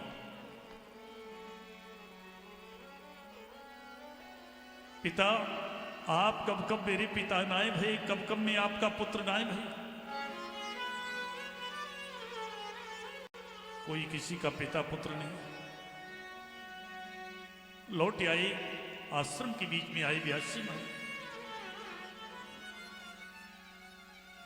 सुखदेव महाराज गिरिकंदरा में भजन करने लगे।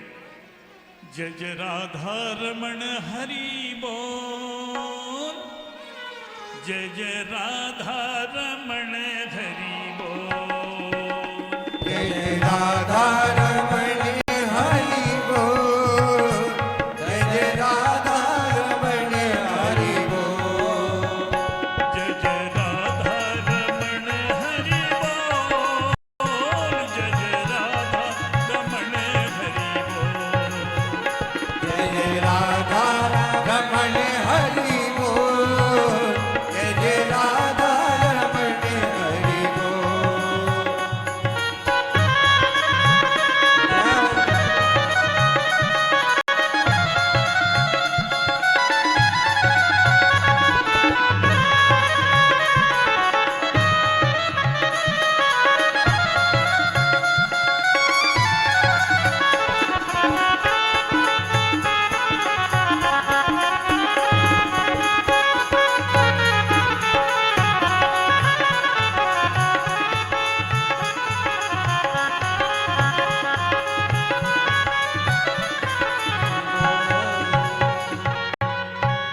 व्यास जी महाराज आश्रम के बीच में भागवत के श्लोकों की ध्वनि वर्णन करते हैं।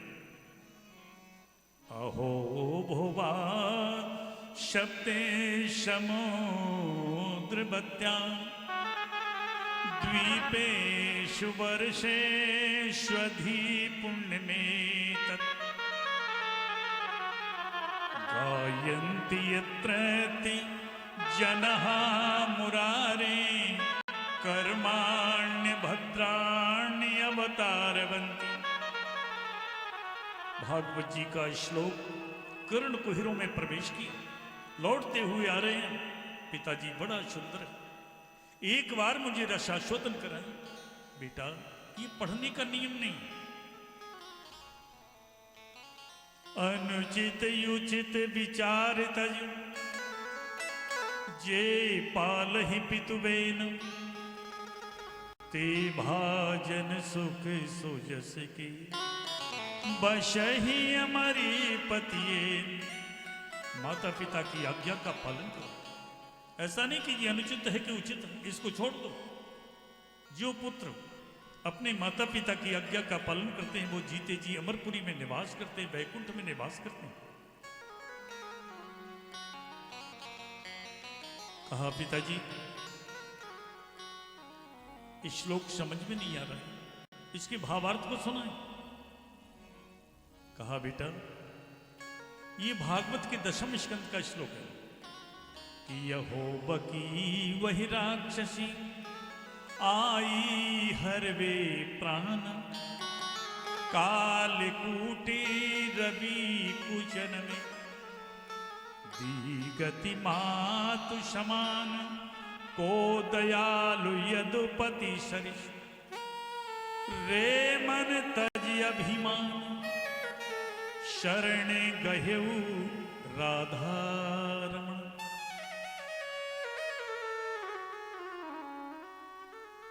अपने पिताजी के द्वारा उन्होंने संपूर्ण भागवत का रसास्वादन किया। कहा बेटा अब गृहस्थ आश्रम की ओर चलो। कहा पिताजी गृहस्थ आश्रम की ओर नहीं जाऊंगा, क्योंकि गृहस्थाश्रम बाधक है। कहा बेटा गृहस्थाश्रम बाधक नहीं है, साधक है।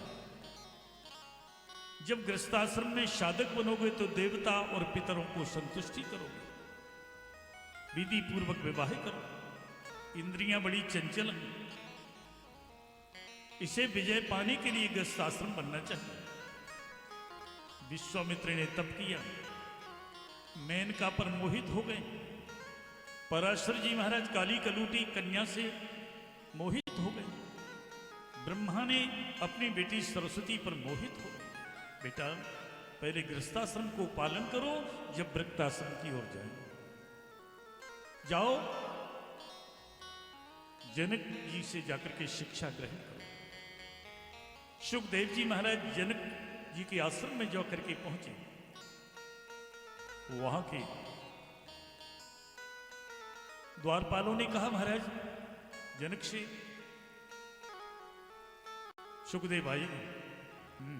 सुखदेव आए तो कि ईश्वर आया है, कह दो आने दो। 50 कन्याओं के बीच में सुखदेव को छोड़ दिया, फिर भी उनका मन विचलित ना है भाई। कहा सुखदेव की हालत कैसी है बताओ। जनक जी ने कहा कि महाराज उनके ऊपर कोई असर नहीं है। अच्छा जी महाराज। महाराज जनक से शिक्षा को ग्रहण किया। सुखदेव जी महाराज ने कहा प्रभु अब गुरु दीक्षा में आपको क्या चाहिए बोलिए। जनक जी महाराज ने कहा जो अनुपयोगी वस्तु उसे मुझे चाहिए, जिसका उपयोग ना हो। उन्होंने मिट्टी को उठा लिया। मिट्टी बोल पड़ी कि मेरा उपयोग होता है, मेरे घर बनते हैं, मेरे खिलौने बनते हैं। पत्थर को उठाया, पत्थर कहने लगा मेरा भी उपयोग होता है, मेरे मंदिर बनते हैं, मेरे मूर्तियां बनती हैं। उन्होंने लेकर के गंदगी को उठा लिया। गंदगी बोल उठी कि मानव के पेट में जाने से मैं गंदी हो गई, लेकिन मेरा भी उपयोग होता है। सुखदेव जी महाराज चक्कर में पड़ गए, क्या दें इनको। तो उन्होंने अपने देह अभिमान को लेकर के महाराज श्री जनक जी के श्री चरणों में सादर समर्पित किया। क्या छोड़ दिया, क्या दिया? देह अभिमान। महाराज जनक ने कहा सुखदेव तेरी विद्या सफल होगी। तुरंत ही सुखदेव जी महाराज आए। सुखदेव जी का विवाह श्रीमद् भागवत में नहीं है। देवी भागवत के प्रथम स्कंद में 16 अध्याय में पितरों की एक कन्या है जिसका नाम है पीवरी। पीवरी नाम की कन्या से विवाह हुआ। इनके पुत्र हुए, जिन पुत्रों के नाम हैं कृष्ण, गौरप्रभा, भूरदेव, बहुश्र, और एक कन्या हुई जिसका नाम है कीर्ति। वह विभ्राज के पुत्र महात्मा अणु के साथ में विवाह किया। अणु का पुत्र ब्रह्मदत्त हुआ, ब्रह्मज्ञानी हुआ। देवर्षि नारद जी के उपदेश से उत्तम मार्ग में प्राप्त होकर के पुत्रों को उपदेश देकर के महाराज श्री सुखदेव बद्रिकाश्रम जा रहे हैं। सुमिर गजानन कीन पयाना सिया राम राम। सुमिर गजानन कीन पयाना सिया राम राम। सुमिर गजानन कीन पयाना,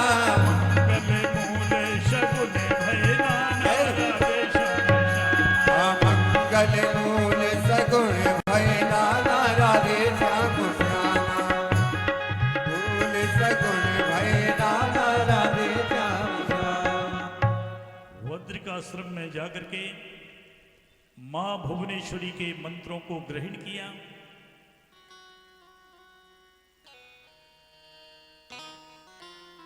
आपने समय सीमा के अंतर्गत सुखदेव जी महाराज की पावन कथा को श्रवण किया। चलते हैं अध्यात्म के मूर्धन्य विद्वान, वेद मर्मज्ञ, त्रिकालज्ञ, त्रिगुणातीत, ऋषि सम्राट, धर्मावतार, पराशर महाराज के पौत्र व्यास नंदन श्री सुखदेव जी हैं। तो श्रोता भी चक्रवर्ती सम्राट युधिष्ठिर महाराज के पौत्र अभिमन्यु पुत्र महाराज परीक्षित। वक्ता वीतरागी है तो श्रोता महात्यागी है। वक्ता अवधूत है तो श्रोता भी अनुभूत है। वक्ता अध्यात्म की चरम सीमा है तो श्रोता भी पुरुषार्थ की पराकाष्ठा। वक्ता शीलता की साकार मूर्ति है तो श्रोता भी मूर्तिमान परमार्थ। लेकिन वक्ता पूज्य है, श्रोता पूजक। बोलिए कन्हैया लाल की जय। अस्वस्थाम्नोपसृष्टेनो ब्रह्म शीर्षोनु तेजसा उत्तराया हतो गर्भो ईशेना जीविता पुनः। महाराज परीक्षित मां के गर्भ में अस्वस्थामा के ब्रह्मास्त्र से जले जा रहे। उन्होंने मां की उदर में क्या देखा? चतुर्भुज नारायण को देखा। लोग कहते हैं कि भगवान कभी गर्भ में नहीं आए, और यहां प्रमाण मिल रहा है कि यहां भक्त और भगवान दोनों मां के गर्भ में।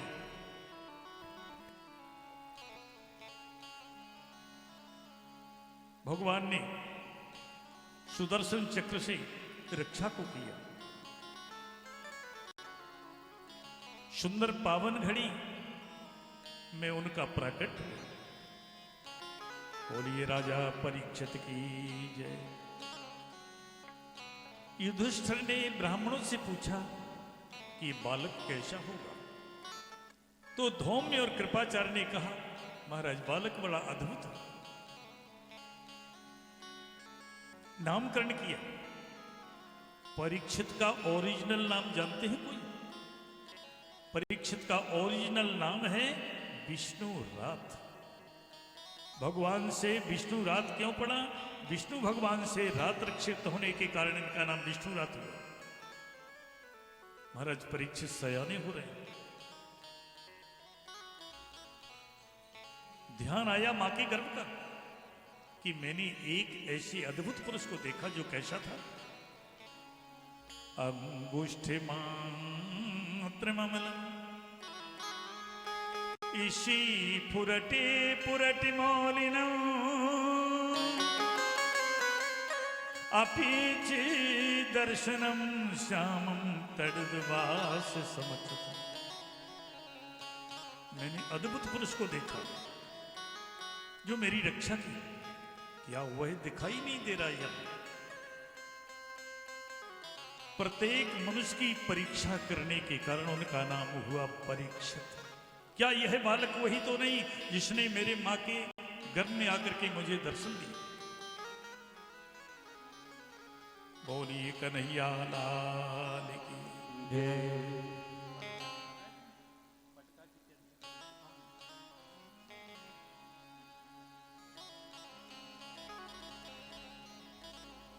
प्रत्येक जीव को विष्णुमय देख रहे।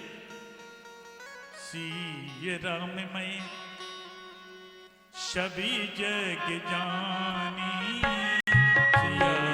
राममय सब जग जानी। करहु प्रणाम जोर जोग पानी। करहु प्रणाम जोर जोग पानी। समस्त जीवों को सियारामय समझ रहे। युधिष्ठिर ने ब्राह्मणों से पूछा, ये बालक का ग्रह कैसा है? धौम्य और कृपाचार्य ने कहा, ग्रह तो बहुत उत्तम है, लेकिन मृत्यु के समय कुछ गड़बड़ी दिखाई दे रही है। क्या गड़बड़ी है? कोई अनुष्ठान जाप कराना पड़ेगा।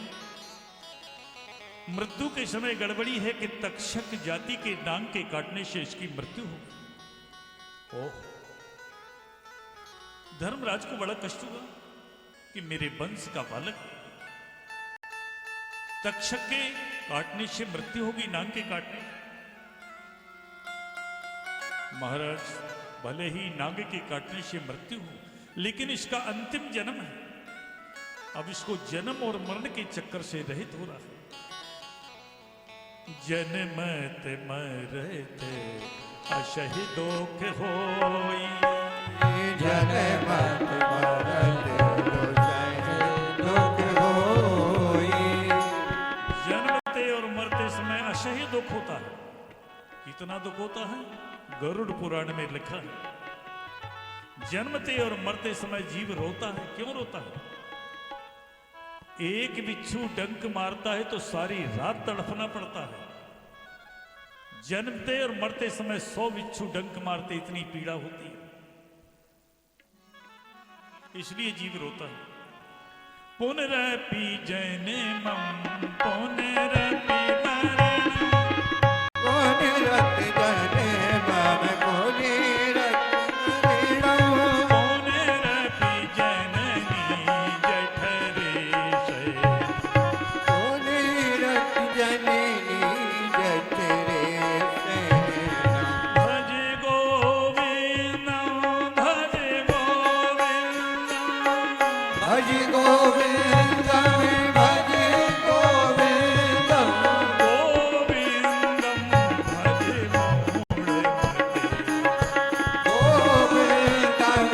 भज गोविंदं गोविंदम भज मूढ़मते। भज मूढ़मते। इसलिए भगवान का भजन करना चाहिए। भजन के अलावा दूसरा कोई काम ही नहीं है। महाराज परीक्षित शयाने हो रहे हैं। उन्होंने अपनी मामा की पुत्री इरावती के साथ में विवाह किया।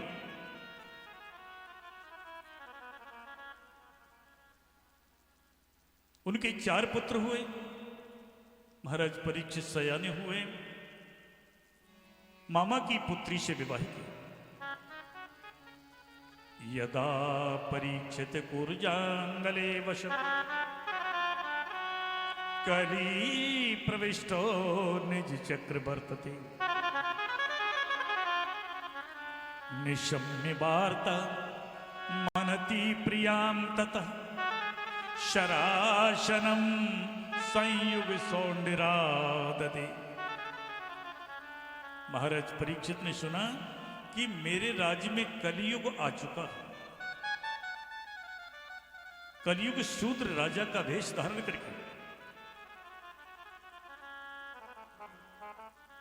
पृथ्वी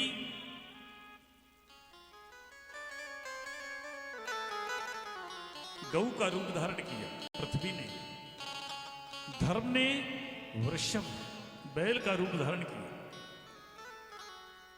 वही शूद्र राजा के भेष में कलयुग आया, गौ और वृषभ को सतारा।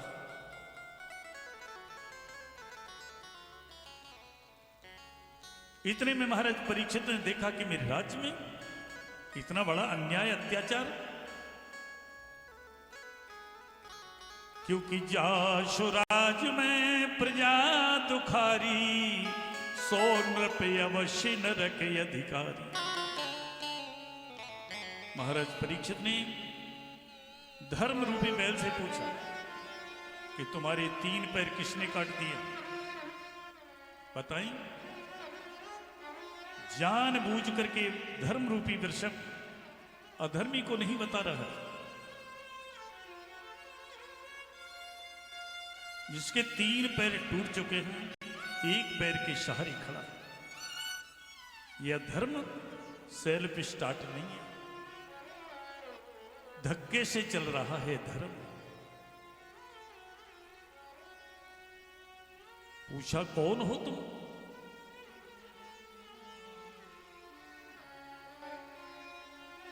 नहीं बताया। शूद्र वेश में कलयुग को देखा, तुरंत ही महाराज परीक्षित ने धनुष की प्रत्यंचा को लेकर के कान तक खींच लिया। खामोश। जब कलयुग को मारने दौड़े महाराज श्री परीक्षित, उस समय शरणागत हो गया कलयुग महाराज परीक्षित के श्री चरणों में। महाराज परीक्षित ने देखा कि मेरी शरण में आ चुका है। वेदों की सूक्ति में लिखा है कि शरण्यस्य परित्यागे महापातक युग भवेत्। शरण में आए हुए को जो शरण नहीं देता उसे महापातक का दोष लग जाता है।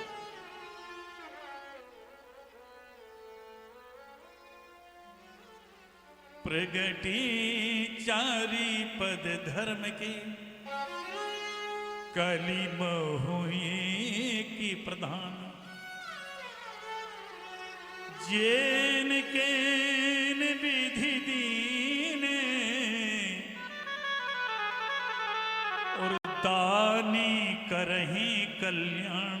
केवल एक दान रूपी पैर बचा हुआ, जिस दिन दान छूट जाएगा उसी दिन धर्म धराशायी हो जाएगा।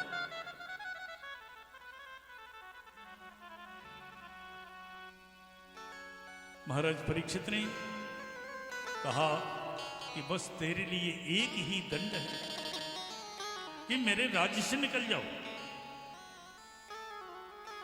अन्यायी अत्याचारी होता है तो हमारा प्रशासन कोई जिला बदल कर देता है, कोई प्रदेश बदल कर देता है। तो कहा तुम्हें इतना ही दंड दिया जाएगा कलयुग कि मेरे राज्य से निकल जाओ। कहा महाराज मेरे रहने के लिए कोई व्यवस्था तो कीजिए। यहां 4 जगह दिए। अभ्यर्थ्यार्थ स्थानानि कलयो ददौ, द्यूतम पानम स्त्रिया शूनम यत्रा धर्म चतुर्भुज। जहां जुआरी जुआ खेल रहे हो तेरा स्थान। आजकल जुआरियों ने बड़े चतुर होते हैं, कहीं भी जुआ नहीं खेलेंगे, मंदिरों पे जुआ खेलेंगे। जहां ताश खेलेंगे तो मंदिरों पर, जुआ खेलेंगे तो मंदिरों पर। जा तेरा जुआ जहां खिलता वहां तेरा निवास होगा। कसाई घर वहां तेरा निवास होगा। मदिरालय वहां तेरा निवास होगा। वैश्यालय, जहां चरित्रहीनता होगी वहां तेरा निवास होगा। कहा महाराज परिवार बड़ा है, जगह छोटी, तो कहा जाओ तेरा सोने में निवास हो। अपन लोग सोना पहन रहे हैं, जंजीर गले में हमेलें, अब तो हमेल कोई जानता भी नहीं होगा, आप लोग तो जानते हो। अब तो उस मंगल सूत्र जानते हैं, इसके अलावा कुछ नहीं जानते। तेरे सोने में निवास होगा। सोने में निवास है कलयुग। वैसे सोना पवित्र है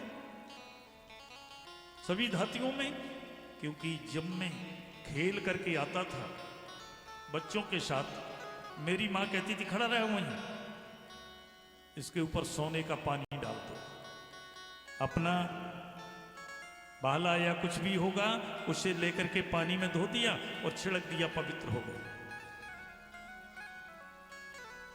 एकदा धनुरुद्यम्यो मृगयाम व्यचरण वने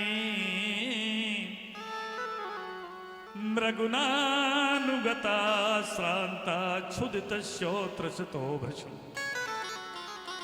एक बार महाराज परीक्षित मृगया करते करते आगे बढ़े, प्यास से व्यथित हो रहे, तो जलाशयम चक्षाण प्रवेशोत्तमाश्रमम।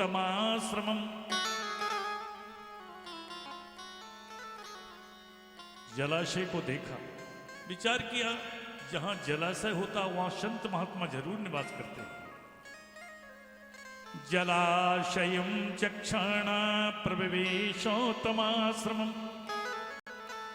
ददर्शे मुनि माशीनम शांतम मीलितलोचनम। समीक मुनि के आश्रम में जाकर के क्या देखा? समीक ऋषि चौथी अवस्था में बैठे। अवस्थाएं कितनी होती हैं? अवस्थाएं 4 होती हैं, जागृत, स्वप्न और सुषुप्ति, और चौथी अवस्था का नाम है तुरिया। उस तुरीय अवस्था में ध्यान मुद्रा में बैठे हैं समीक मुनि। राजा परीक्षित को न मालूम कौन सी जन्म का पापों को, अच्छा ढोंगी है तुम, अतिथि सत्कार करने से कतरा रहा, कभी प्यासे को पानी पिलाया नहीं, फिर अमृत पिलाने से क्या फायदा। कभी प्यासे को पानी पिलाया नहीं, फिर अमृत पिलाने से क्या फायदा। कभी प्यासे को पानी पिलाया नहीं, फिर अमृत पिलाने से क्या फायदा। कभी प्यासे को पानी पिलाया नहीं, फिर अमृत पिलाने से क्या फायदा। फिर अमृत पिलाने से क्या फायदा। फिर अमृत पिलाने से क्या फायदा। कभी प्यासे को पानी पिलाया नहीं, फिर अमृत पिलाने से क्या फायदा। कभी प्यासे को पानी पिलाया नहीं, फिर अमृत पिलाने से क्या फायदा। कभी प्यासे को पानी पिलाया नहीं, फिर अमृत पिलाने से क्या फायदा। महाराज श्री परीक्षित ने, तक्षक जाति का एक नाग है जो आसाम में पाया जाता है, जो पेड़ों पर भी चढ़ जाता है, अपनी बाण की नोक के अग्रभाग से उस नाग को लेकर के महाराज परीक्षित ने शमीक ऋषि के गले में डाल दिया। शमीक पुत्र श्रृंगी समवयस्क बालकों के साथ में आश्रम से बाहर खिलवाड़ करने के लिए पहुंचा। तो महाराज शमीक ऋषि का पुत्र श्रृंगी ने खेल रहा है बालकों के साथ में। शमीक ऋषि का एक शिष्य है जिसका नाम है गौरमुख। गौरमुख घबराया और जाकर के भैया श्रृंगी के पास में पहुंचा।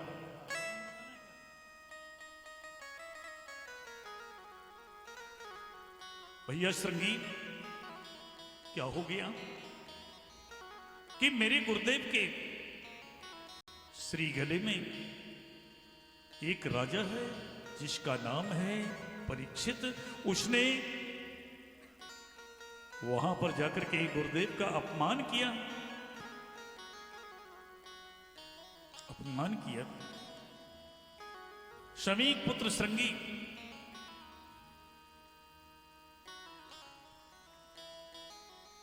तुरंत ही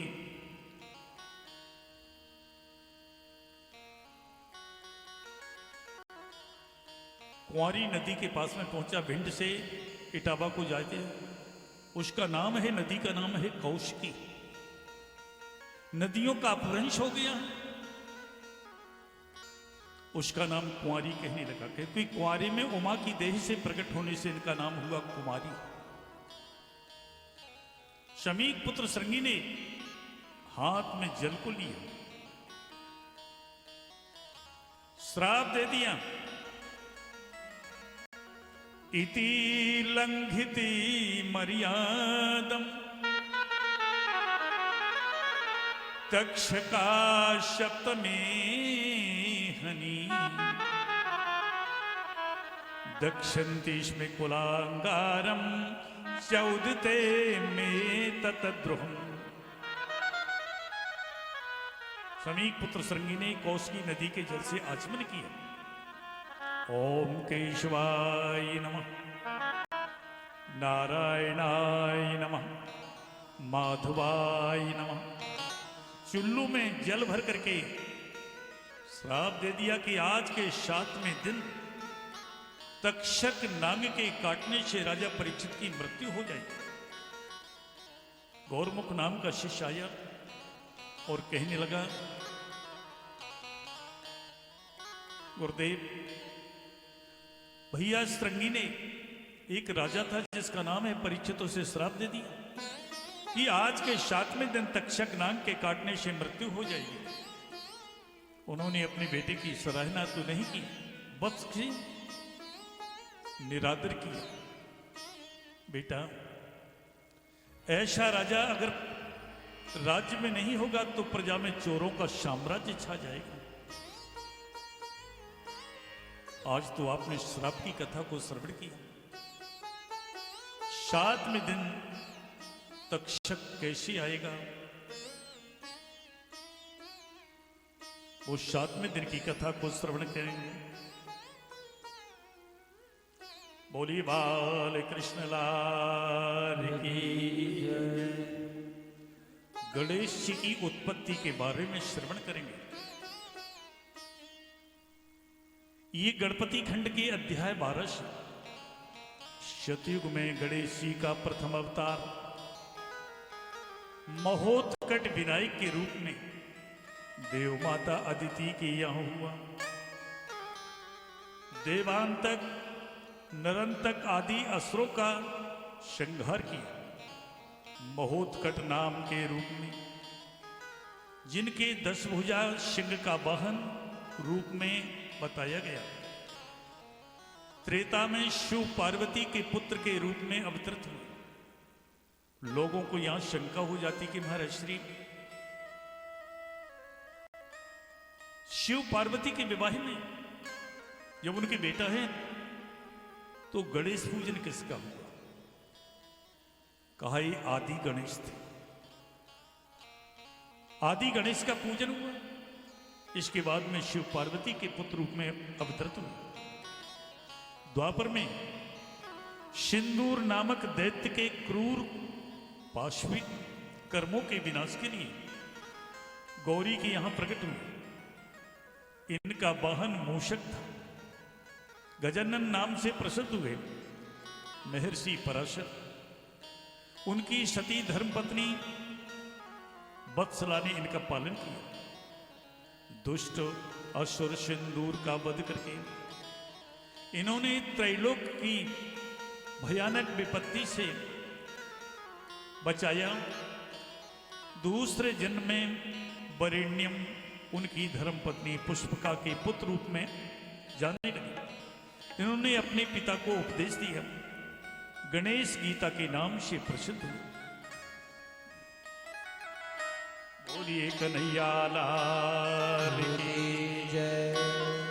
राधे राधे गोविंद गोविंद राधे। राधे राधे गोविंद गोविंद राधे। गोविंद राधे गोपाल राधे। गोविंद राधे गोपाल राधे। गोविंद राधे गोपाल राधे। गोविंद राधे गोपाल राधे। जय राधे राधे गोविंद गोविंद राधे। राधे राधे गोविंद गोविंद राधे।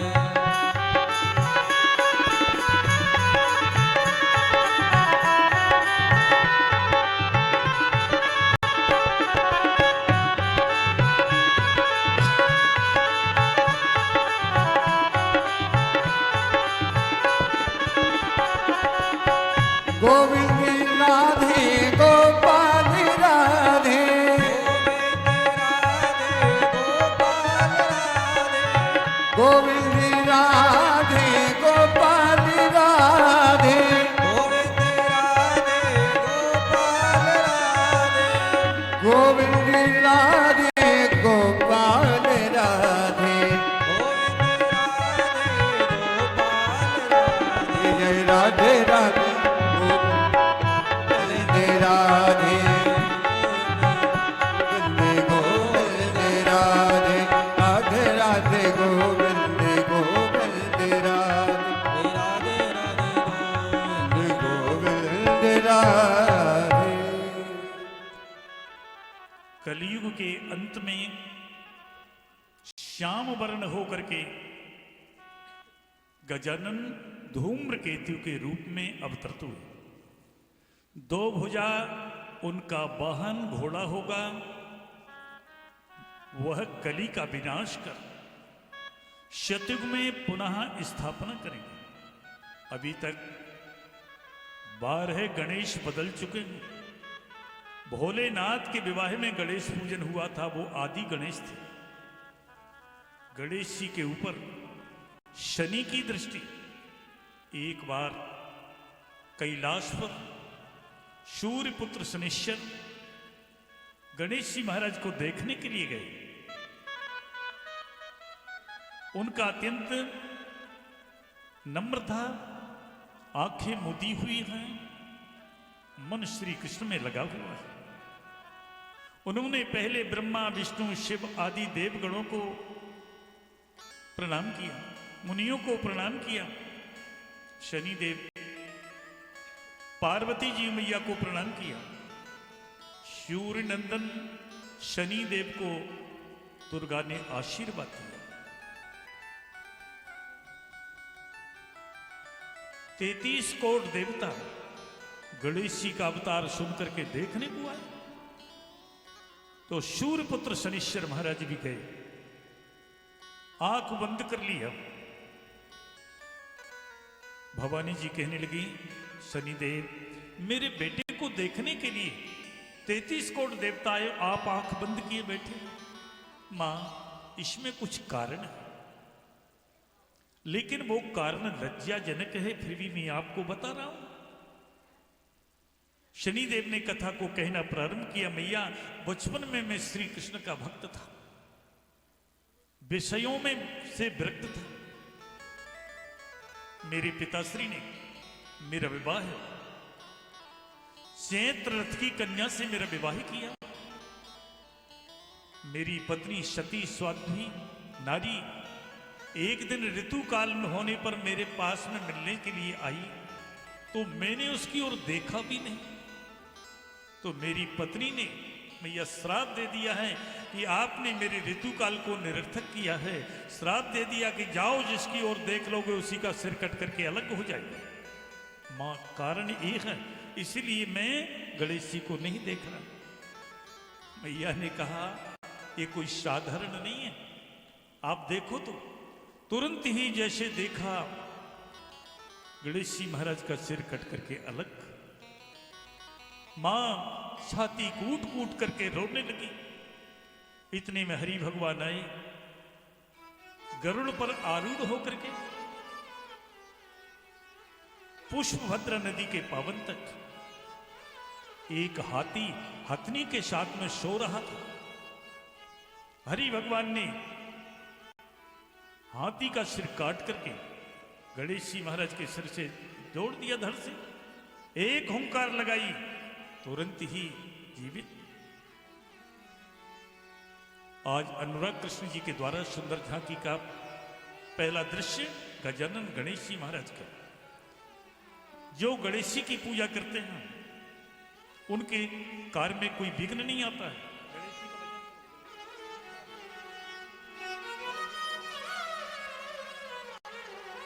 बोलिए गजानन भगवान की जय। किस बेगारा के लाडले गणेश जी, और आओ अंगना पधारो श्री गणेश जी, आओ अंगना पधारो श्री गणेश जी, आओ अंगना पधारो श्री गणेश जी। श्री बेगारा के लाडले गणेश जी, श्री बेगारा के लाडले गणेश जी, आओ अंगना पधारो श्री गणेश जी, आओ अंगना पधारो श्री गणेश जी।